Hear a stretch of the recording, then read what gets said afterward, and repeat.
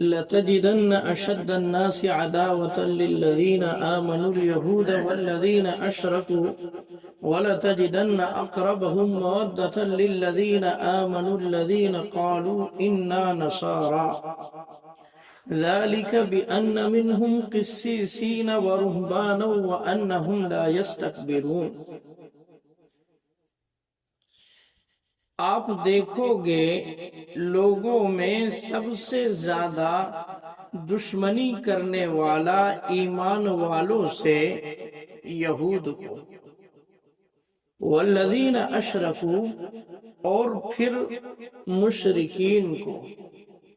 وَلَتَجِدَنَّ أَقْرَبَهُمْ مَوَدَّةً لِلَّذِينَ آمَنُوا الَّذِينَ قَالُوا إِنَّا نَصَارَى،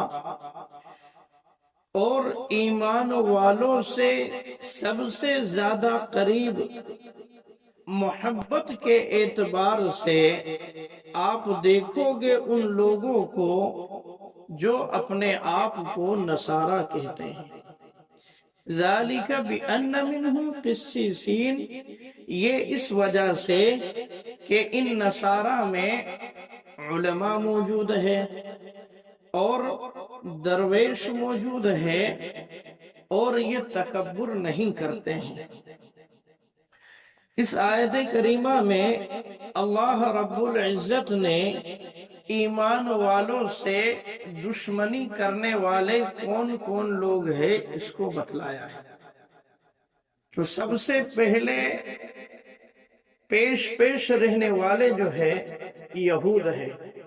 کہ اللہ کے نبی علیہ السلام کے زمانے کے اندر بھی یہی دو قومیں زیادہ تھی، یعنی ایک تو مشرکین اور دوسرے یہود۔ اور یہود تو مشرکین کے ساتھ مل کر کے مسلمانوں کو ستانے کی، پریشان کرنے کی کوششیں کرتے تھے، سازشیں رچتے تھے، منصوبے بناتے تھے۔ اور مشرکین مکہ بھی جو ہے مسلمانوں کو پریشان تو کرتے ہی تھے، لیکن اس کے بالمقابل میں، یعنی ان دونوں کے بالمقابل میں نصارہ جو ہے یہ ان کے اندر نرمی تھی اور حق بات اور صحیح بات قبول کرنے کی ان کے اندر صلاحیت و استعداد تھی اس زمانے کے اندر۔ یہی وجہ ہے کہ جو پہلی ہجرت جو ہے حضرات صحابہ اکرام نے حبشہ کی جانب کی، تو حبشہ کے اندر اس وقت میں عیسائی بادشاہ تھا اور اس نے جو ہے مسلمانوں کو پناہ دی تھی اور مسلمان وہاں پر امن اور سکون کے ساتھ میں رہ رہے تھے۔ تو مشرکین مکہ کو یہ چیز جو ہے راس نہیں آئی اور انہوں نے سوچا کہ یہ لوگ ہجرت کر کے وہاں پر امن اور شانتی کے ساتھ کیسے رہ رہے۔ تو مشرکین مکہ نے مکہ سے حبشہ کی جانب اپنے دو قاصد بھجوائے اور وہاں کا جو حبشی بادشاہ تھا، نجاشی بادشاہ تھا، تو اس بادشاہ سے یہ کہا کہ دیکھو کچھ لوگ جو ہے ہمارے وطن کے اندر بددین ہو گئے تھے اور اپنے دین کو چھوڑ کر کے وہ تمہارے یہاں اس وطن کے اندر آ گئے ہیں، اور ان کا عقیدہ جو ہے حضرت عیسیٰ علیہ السلام کے بارے میں بھی اسی طریقے کا ہے۔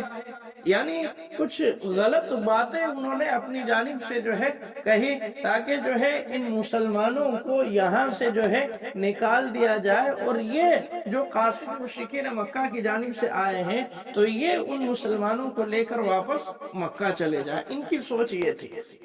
لیکن اس بادشاہ نے ان مسلمانوں کو اپنے دربار میں بلایا اور دربار میں بلانے کے بعد میں ان سے پوچھ تاچھ کی، معلومات کی کہ تم کس دین کے ماننے والے ہو اور تم جو ہے کون سی کتاب پڑھتے ہو، کس کتاب کے ماننے والے ہو۔ تو پھر جو ہے حضرت جعفر ابن ابی طالب رضی اللہ تعالیٰ عنہ نے اس بادشاہ کے دربار میں سورہ مریم کی آیات پڑھی۔ بہرحال اور حضرت عیسیٰ علیہ السلام کے بارے میں جو عقیدہ اور نظریہ تھا، اس نظریے کو جب سامنے رکھا تو اس عیسائی بادشاہ نے کہا کہ انہوں نے جو باتیں کہی حضرت عیسیٰ علیہ السلام کے بارے میں، یہ باتیں بالکل صحیح کہی ہے اور मुशरिकीन मक्का के कासिदों से ये बात कही कि ये लोग जो है अमन और शांति वाले हैं, तो इस एतबार से इन्हें हमारे मुल्क के अंदर रहने की इजाजत है और हम इन लोगों को आपके साथ में नहीं भेज सकते हैं। तो इस एतबार से कुरान ने कहा है कि मुसलमानों के लिए नर्म होने वाले जो है मुशरिकीन और यहूद के बिलमुकाबिल में कौन है? ईसाई। बहरहाल अब इस जमाने के अंदर अब जो है एक चीज हमें ये समझने की है कि आगे कुरान ने इन ईसाइयों के बारे में कहा कि ये जो मुसलमानों के लिए नर्म पड़े हैं किस बुनियाद पर पड़े। देखो, सबसे पहले तो आप ये समझिए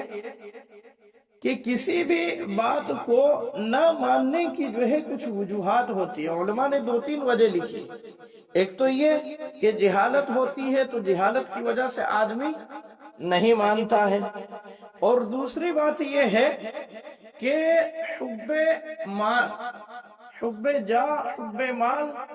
दुनिया की मोहब्बत, तो ये चीज अगर होती है तो इस एतबार से भी आदमी जो है कबूल नहीं करता है, सामने वाले की बात को, हक बात, सच्चाई को कबूल नहीं करता है। और तीसरी चीज है कि आदमी के अंदर जो है तकब्बुर कूट कूट करके भरा होता है, तो इसकी वजह से भी सही बात को कबूल नहीं करता है। अब अगर हम जो है देखते हैं तो यहूद के अंदर चाहे अहले इल्म मौजूद थे, लेकिन उनके अंदर जो है दुनिया की मोहब्बत थी कि दुनिया की मोहब्बत की वजह से वो कोई मसला या कोई बात बतलाते थे, तो इस एतबार से वो मंशा के मुताबिक बतलाते सामने वाले को कि सामने वाला जो है किस तरह की बात हमसे सुनना चाहता है, और फिर जो है उसके मुताबिक वो पैसों को लेते थे। तो इनके अंदर जो है दुनिया की मोहब्बत थी यहूद के अंदर। और रह जाता मसला, इनके अंदर जो है तकब्बुर भी जो है कूट कूट करके भरा हुआ था कि जिसकी वजह से ये ईमान वालों की बातों को मानने के लिए, तस्लीम करने के लिए तैयार नहीं होते थे। और इसके बिलमुकाबिल में जो मुशरिकीन है, तो मुशरिकीन के अंदर जो है जिहालत थी, जिस जिहालत की वजह से ये मोहम्मद रसूलुल्लाह की बात को नहीं मानते थे। और इन दोनों के बिलमुकाबिल में जो ईसाई थे उस जमाने के अंदर, तो वो बादशाह खास तौर से जो है आलिम भी था, और इसी तरीके से उसके अंदर जो है दुनिया की मोहब्बत जो है इन लोगों की तरह से नहीं थी, और जो है उसके अंदर इस तरह का कोई तकब्बुर भी नहीं था। बहरहाल जिसकी वजह से जो है वो मुसलमानों के लिए क्या है, नर्म पड़ गया। लेकिन आज के हमारे इस जमाने के अंदर अगर हम जो है देखें, जायजा लेकर के, तो कुरान ने जो बात कही है कि मुसलमानों के अव्वल दर्जा के जो दुश्मन है कौन है, यहूद है, तो ये बात बिल्कुल हकीकत है, सही है। इसलिए कि आज यहूदियों की ये कोशिश है, ये साजिश है कि किसी न किसी तरीके से मुसलमानों को इस्लाम से हटा दिया जाए, किसी न किसी तरीके से। वो चाहे उन्हें कोई भी हरबा इस्तेमाल करना पड़े, कोई भी पेतरा इस्तेमाल करना पड़े, बल्कि उनकी कोशिश तो यहाँ तक होती है कि अगर मुसलमानों को इस्लाम से हटाने के लिए अगर हमें अपनी बहन बेटियों का इस्तेमाल करना पड़े तो ये भी हम इस्तेमाल करें। यहाँ तक इन यहूदियों की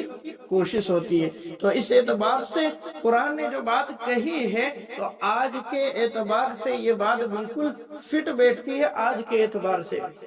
और दूसरे नंबर पर जो मुसलमानों का दुश्मन करार जो दिया मुशरिकीन को, तो आज जो है हमारे मुल्क के अंदर जो हालात है, इन हालात को देखते हुए भी हम समझ सकते हैं कि वाकयातन कुरान ने जो बात कही बिल्कुल सही बात कही। आप देख लीजिए कि जो लोग हमारे मुल्क के अंदर हिंदुत्व सोच के हामिल है, कि अगर जरा सा कोई मुसलमान जो है نماز پڑھتا ہوا کہیں دکھ گیا تو وہیں پر جو ہے ہنومان چالیسا پڑھنے لگ جاتے ہیں، وہیں پر جو ہے چیخ و پکار کرنے لگ جاتے ہیں، یہ عجیب و غریب حرکتیں کرنے لگ جاتے ہیں۔ اور پھر حکومت کا جو رویہ اور جو طریقہ آج مسلمانوں کے ساتھ میں ہے، تو یہ رویہ بھی ہمیں اشارہ کرتا ہے کہ واقعتاً یہ سچ مچ میں جو ہے اسلام کے دشمن ہے، مسلمانوں کے دشمن ہے۔ اور رہ جاتا مسئلہ آج کے عیسائیوں کا، تو دیکھو آج کے عیسائی ان کے اندر علم ہے یا نہیں ہے، اسی طریقے سے یہ بات تو کہی جا سکتی ہے کہ کسی نہ کسی درجے میں آج بھی ان کے اندر جو ہے مسلمانوں کے لیے کچھ نہ کچھ نرمی ہے، ان کے کچھ لوگ ایسے ہیں، حالانکہ علم کی چاہے آج جو ہے عیسائیوں کے اندر کمی ہو۔ بہرحال تو یہ آیت جو ہے آج ملک کے حالات کے اعتبار سے بالکل فٹ بیٹھتی ہے، تو ان حالات کے پیش نظر جو ہے ہم لوگوں کو خاص طور سے اللہ کی طرف متوجہ ہونا چاہیے، دعاؤں کا اہتمام کرنا چاہیے، اس لیے کہ حکومت آج جو ہے وقف بل کو بھی پاس کرنا چاہتی ہے اور مسلمانوں کی مسجدوں پر جو ہے بلڈوزر چلانا چاہتی ہے، قبرستانوں پر بلڈوزر چلانا چاہتی ہے، تو اس لیے دعاؤں کا ہم جو ہے خاص طور سے اہتمام کریں۔ اللہ تعالیٰ جو ہے ہمارے ملک کی شریروں کے شر سے اور فتین کے فتنوں سے حفاظت فرمائے۔ وما توفیقی الا باللہ۔